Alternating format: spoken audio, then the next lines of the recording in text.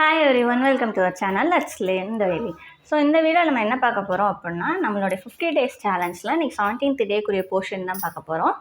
So இதில் first 10th பார்த்தீங்க அப்படின்னா நியூக்ளியர் ரியாக்டர்னால் என்னென்னு மட்டும் படிச்சிருப்போம் ஆல்ரெடி.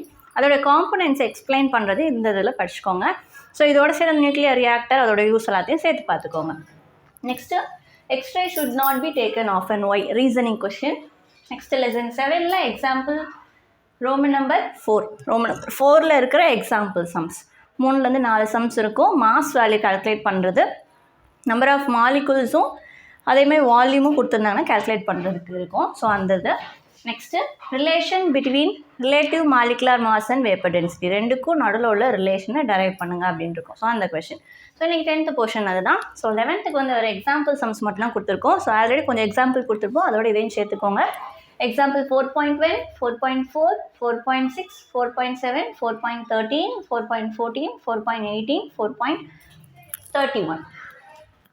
ஓகேவா? ஸோ அப்போது இதில் ஃபுல்லாக உங்களுக்கு எப்படி இருக்கும் அப்படின்னா, ஒர்க்கோடைய வேல்யூ கால்குலேட் பண்ணுறது. ஸோ ஒரு ரேம்பில் ஒரு ஆப்ஜெக்டை தள்ளிட்டு போகிறது ஈஸியாக, இல்லை கீழேருந்து டேரெக்டாக லிஃப்ட் பண்ணுறது ஈஸியாக.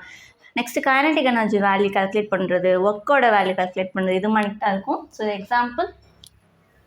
இந்த எக்ஸாம்பிள்ஸ் எல்லாத்தையும் மறக்காமல் கவர் பண்ணிடுங்க.